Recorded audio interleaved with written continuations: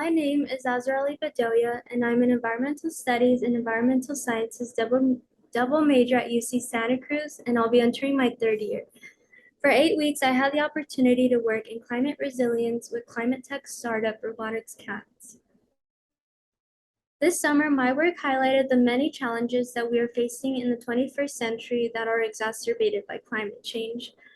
Globally, fire risks and wildfires are increasing and becoming more frequent, and many are still not aware of the extent of the problem, which can be addressed through educating the public on the economic and social losses that result from large wildfires.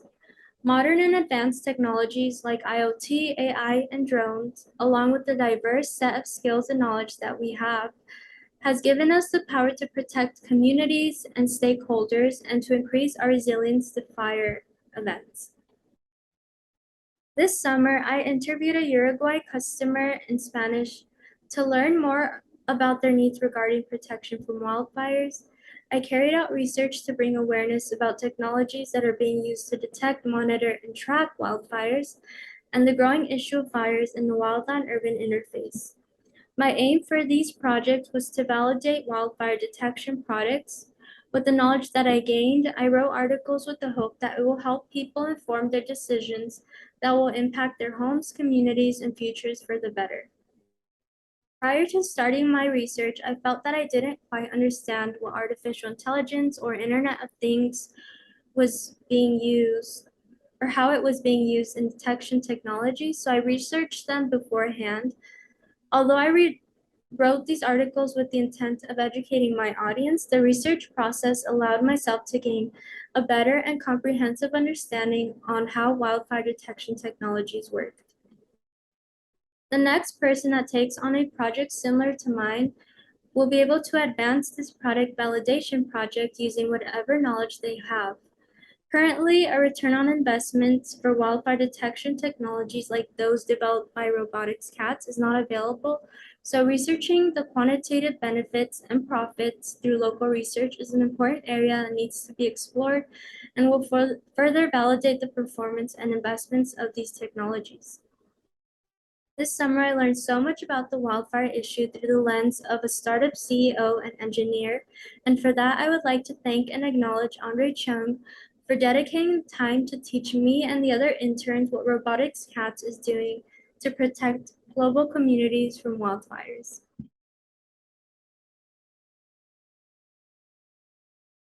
Hello, my name is Cassie Young. This summer, I was working with the CITRIS Workforce Innovation Program and Robotics Cats, a Hong Kong wildfire detection startup. And I was working on wildfire area detection and a phone monitoring stand. So in recent years, wildfires are becoming more and more dangerous thanks to climate change. And Robotics Cats works on the principle that an ounce of prevention is worth a pound of cure.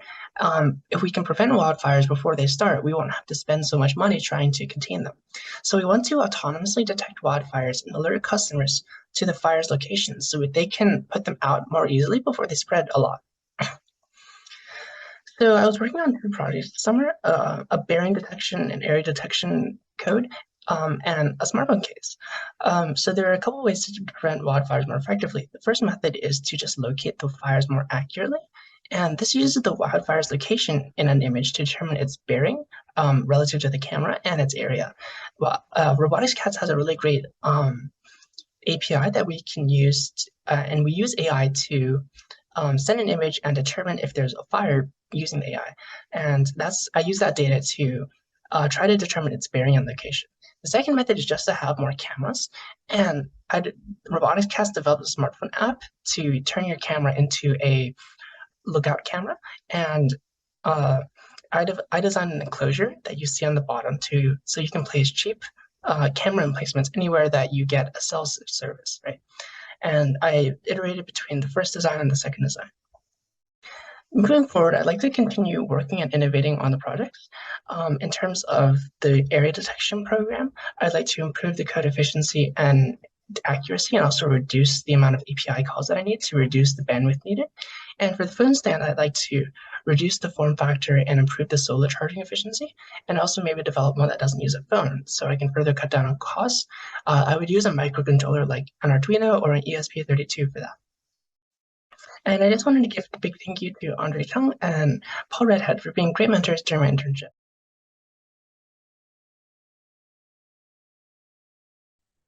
Hello, my name is Helen Heng, and over the summer I worked with cover crops that improved health in Central Valley table grapes. I'm from the University of California, Merced, and I worked alongside the USDA Agricultural Research Station in Parlier. So one thing I focused on was climate resilience, and specifically we looked at sort of soil health as sort of means of fighting like all these huge changes in the climate. And so the bigger picture is water conservation is a major issue in drought-stricken areas such as the Central Valley, but really all across the US, we're experiencing huge high temperatures, and water just isn't as abundant as it used to be. And so that's a huge problem for not just our food systems, but where we live too. And so soil health metrics are sort of used as one way to sort of look at this like conservation crisis. And that includes looking at carbon, nitrogen, its physics, and so much more. But only until recently, biology hasn't really played like a small role in soil health. Um, but now that we're looking at this sort of larger system of soil health, biology is sort of becoming like sort of at the forefront. And then it leads into this larger question of how researchers design studies that both reflect and inform current agricultural practices, but also sort of encourage the new and novel, like the project I worked on this summer, which used carbon crops to build soil carbon, nitrogen, and aggregates. And so the data we recently got for aggregates is on the right, and it looks like native cover crops in they actually improve upon aggregate stability. And so the more of these 2 millimeter aggregate like soil chips that you have, the more stable and able to sort of absorb water your soil is generally. And so I learned about 12 plus assays used nationally by the Soil Health Council and resource conservation groups all across the nation. And what was really cool was that a lot of these experiments were cheap, easy, and replicable. So it sort of made me think a lot about how can these sorts of lab practices be used in other places. So yeah, a new field to me, and I was learning as I went. And some sort of next steps, we're working on boron-rich water in 5 points with raisin grapes and wine grapes, and sort of the future effects that alfalfa cover crops have on soil carbon and wine quality. And I'll be working full-time with the USDA after graduation. Thank you to my advisor, Dr. Lauren Hale.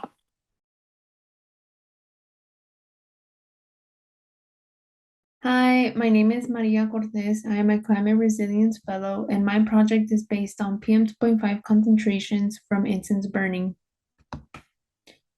The big picture and importance of this project is I will mainly start off by explaining what PM 2.5 is. PM 2.5 is particulate matter. It is an air pollutant. It contains solid particles and liquid droplets that are in the atmosphere. Many of these particles can come from dust, dirt, or smoke, but in this project, we will mainly focus on the smoke part. The main idea of the project is to find a cause and effect relationship between incense burning and atmospheric pollution, basically to see if burning incense is affecting our air quality. The methods consist of 2 different types of incense stick brands. We use the air particle counter monitor in order to measure the PM 2.5 concentrations exposed while burning incense.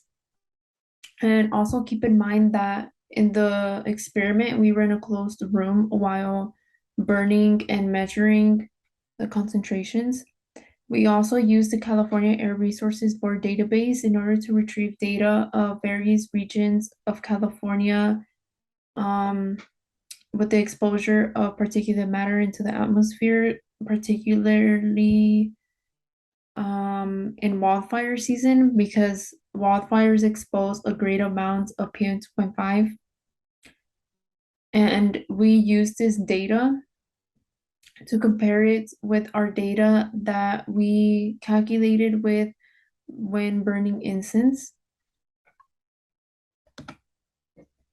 So our results consist of, as you can see in our left graph, it shows you the concentrations in various areas of California, mainly in wildfire season.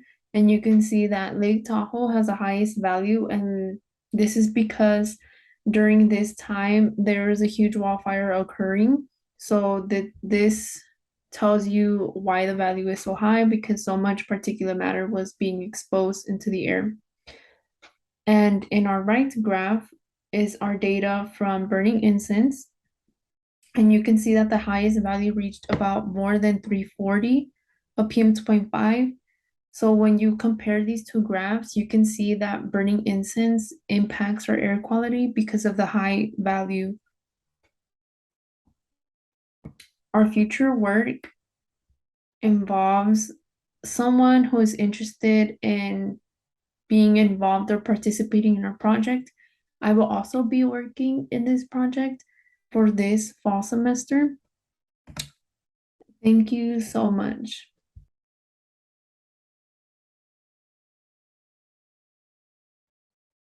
Hi everyone, my name is Lynn. I'm a third year student at UC Berkeley majoring in data science. And I'm Adrian. I'm a fifth year at UC Merced majoring in computer science. So to start off, we want to introduce the company that we interned at. And it's a company called EV Life, and they make it easier and more affordable to finance electric vehicles. And this is also where the climate aspect of our internship comes from. So getting into what we worked on for our internship, our main task was to create a content management system for them, otherwise known as a CMS. And what a CMS does is it allows them to visualize their data in a very intuitive way using a UI, and it allows them to easily create, read, update, and delete their data as well. We also conducted a site audit, which is to ensure that the website is easy for users to use and to navigate. And if we do identify any hotspots, then we point them out, suggest design edits, and then develop those design edits. So it was the whole process. And we also were able to implement user interface and user experience principles just to ensure that everything is accessible. And getting into the software we used for our internship, our main coding platform was Visual Studio Code. It's very standard in the computer science industry. And some of the packages we used along with that were Vue, Vuex, and React to give us more abilities with creating our user interface and some state command stuff. And then along with that, we used HTML, CSS, and JavaScript for normal web development. In addition, for the design aspects, we use Figma, which is a classic one in terms of like designing the whole site. And then it made it easier for us to, once we identified a hotspot, to just redesign that feature.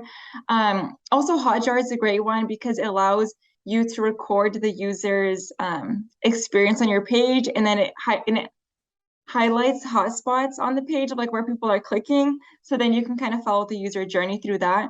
And Google Analytics is great for seeing how people got to your site, when are they clicking off, how long are they on the site before they click off.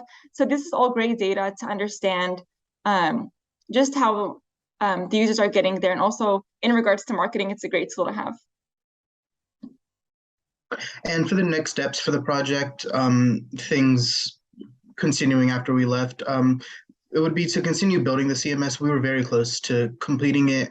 There was some backend data connection that didn't get finished. So one of the things we did was we left a list of items that still needed to be worked on, some things to be worked out, so that they could easily jump in and didn't have to look through everything that we did to understand where we were at and things like that. And then from there, it would be for them to find someone who understands how to use the CMS and can use it in a very efficient way to help them.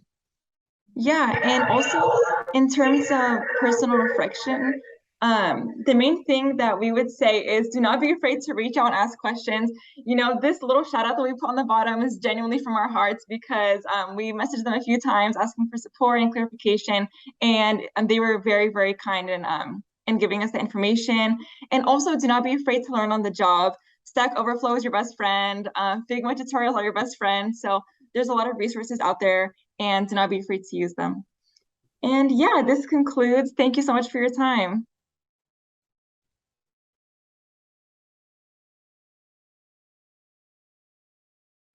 Hello, my name is Lynn. I'm a first-year computer engineering major at UC Davis, and I worked with the Environmental Defense Fund to create an AgTech Discovery Report. The Agricultural Technology Discovery Report aims to identify what kinds of technologies are currently being used in agriculture, agricultural technology shortening to AgTech. It puts those technologies into context and also lists ways that they benefit the environment so that readers can be informed about the kinds of progress agriculture has made technologically and also how to protect the environment through modern methods. As an intern, I focused on the types of software AI technologies used in agriculture as well as how they are used.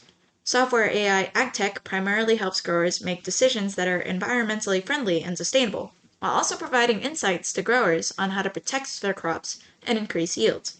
I learned a lot about specific branches of AI, machine learning and deep learning to be specific, and how software AI applies to the idea of precision agriculture.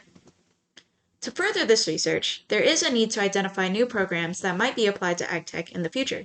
There also needs to be a comparison of different softwares to rank effectiveness. Additionally, there are still some accessibility concerns regarding how widely software AI can be applied in agriculture. I believe these are all worth further research and discussion. I would like to thank Dan from the Environmental Defense Fund for having me on this research project, as well as Megan and Katie from Environmental Incentives for helping me direct the research for this report. Thanks for watching.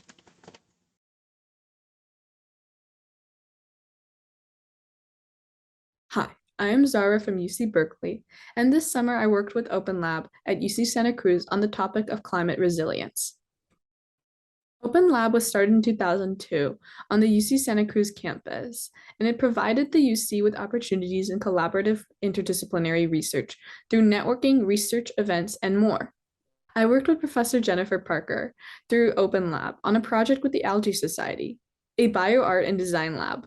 The Algae Society is a group of international creative thinkers who work together to share their love of algae and seaweed through amazing projects in the form of workshops, exhibitions, and publications. I worked on a series of Instagram posts and social media resources for the Algae Society to help them inform people on the benefits that seaweed have on our climate. I focused mainly on the consumption of seaweed and learned how seaweed can be incorporated into our everyday meals. I refined these posts working on several drafts. I learned so much about a field I never fully knew about. Like, did you know that if cows are fed seaweed, it can reduce the amount of methane produced? UC Davis has been doing some amazing research about this. For the next steps on this project, I would love to see these posts shared on the Algae Society's Instagram once finalized. While this project can be handed off to another intern, I would be delighted to continue this project in my free time and learn more about algae and seaweed in my everyday life. I would like to thank Professor Parker and Open Lab for an amazing experience this summer. I learned so much about an amazing field of research I never fully knew about, and I cannot wait to incorporate seaweed into my daily life. Thank you.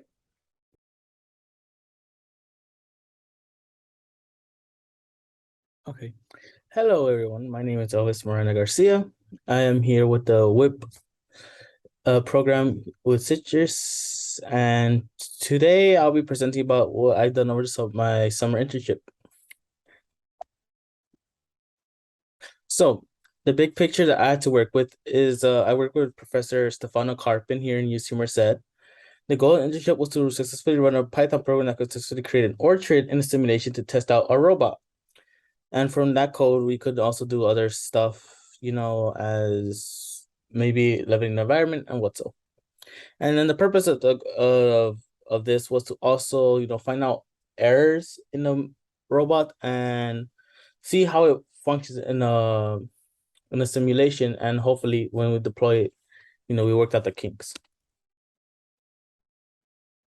So how it worked.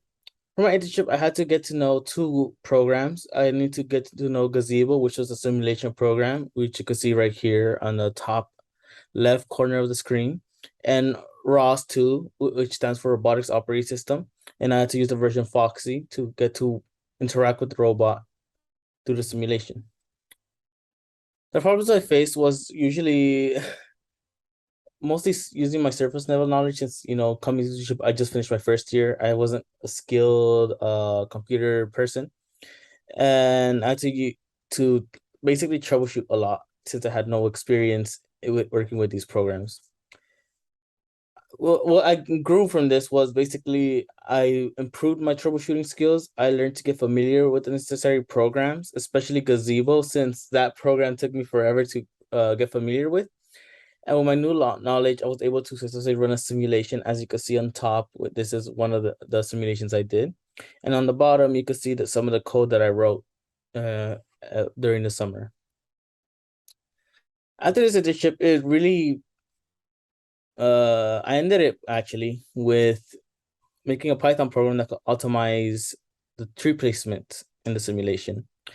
And after I ended that, this internship actually piqued my interest in working in the robotics industry. At first I thought like it was only mechanical stuff, but now seeing that there's a computer science aspect to the robotics industry, it actually has piqued my interest.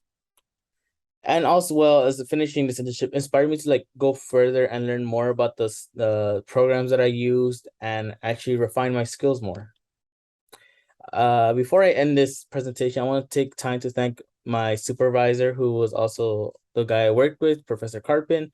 I want to thank my WIP director, Kimberly De Castro, and the rest of the CITRIS WIP staff and the rest of my colleagues. Thank you very much.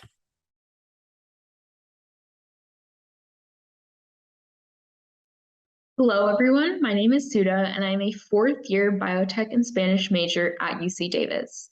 This summer, I've been working on creating an Asking Different Questions presentation, a program by the Feminist Research Institute at UC Davis.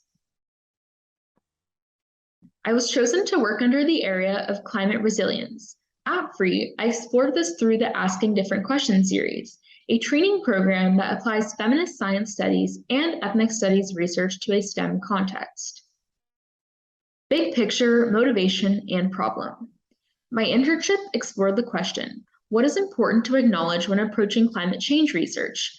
This is important because it is crucial to acknowledge the inherent presence of colonialist ties and inequality in climate research. Simply put, we need to set aside the idea of a purely scientific approach and instead work to incorporate Indigenous science.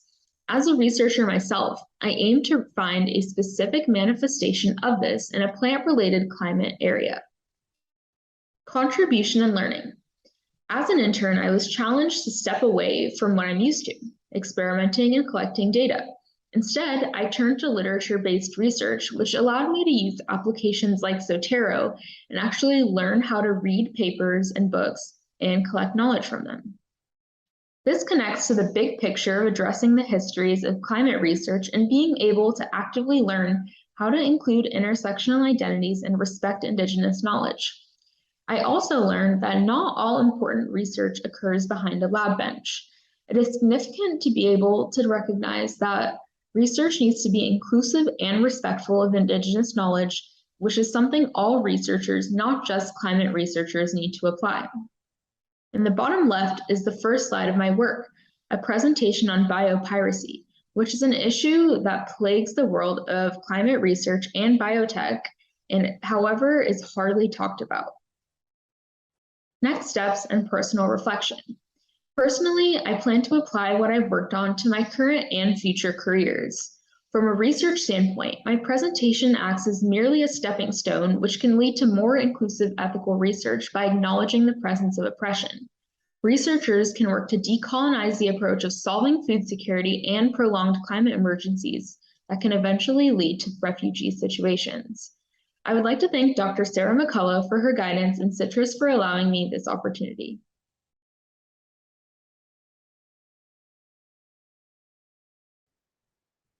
Hello, my name is Viridiana Hernandez, and I'm a student from UC Merced.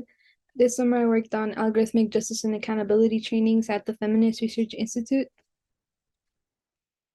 So the problem that my internship aimed to solve this summer was revolving over the lack of knowledge in the computer science field of harms and discriminatory practices that technology can potentially reinforce. I think that this is very important because oftentimes the programmer itself isn't aware of the different bias that they are implementing as they are creating different machine learning and other AI systems.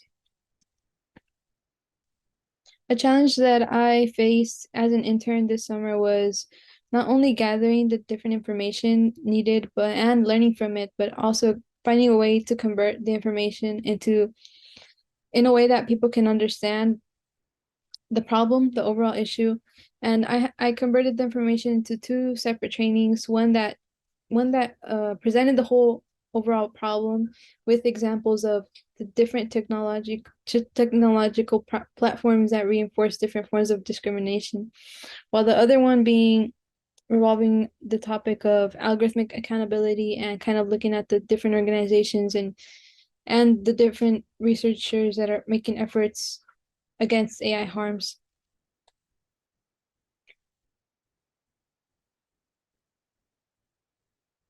So some of the next steps I want to take in order to advance the project that I've been working on is just to keep building on the research. I want to find spaces where I can present my work specifically to other computer science students. I'm also currently working on my communication and presenting skills, and I find an interest in how ethics should be implemented into computer science curriculum. I want to eventually become a computer science professor. I want to go to grad school. And I also want to give a big thanks to Sarah McCullough, who was my supervisor and my mentor throughout this internship. She was very supportive and I learned a lot from working with her. She guided me through the whole thing and provided me with a lot of resources in order for me to do the work that I did. I also want to give a big thanks to CITRIS for giving me this opportunity, as I learned a lot and I got I got a very cool experience from all of this. And yeah, thank you guys so much.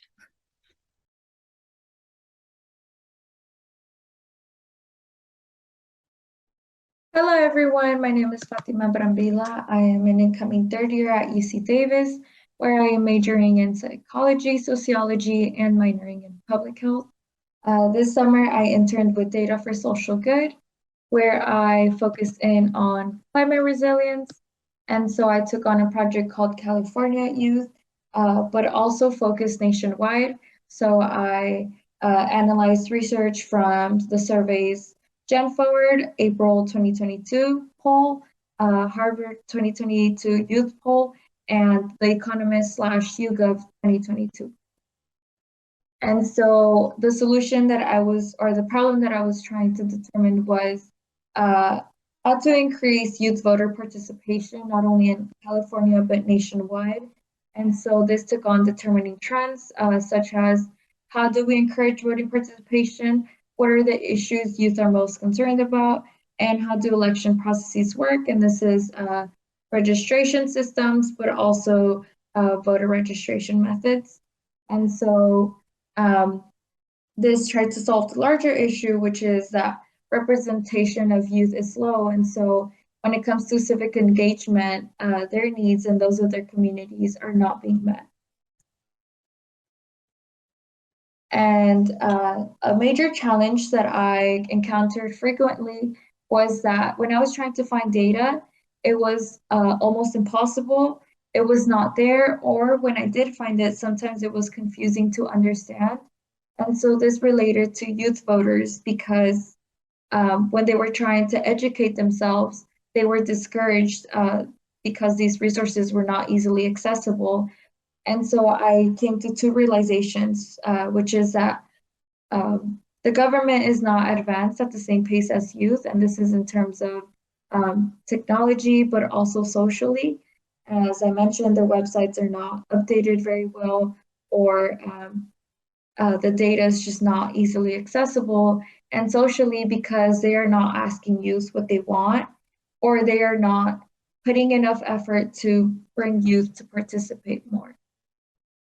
And so while the first step was bringing all this data and developing these trends, I think the next steps would be presenting this to civic youth groups or nonprofits for them to create campaigning either through social media, developing educational programs and resources in schools, and advocating for less registration restrictions, as that is also an unmotivator for, or it hampers youth from trying to vote.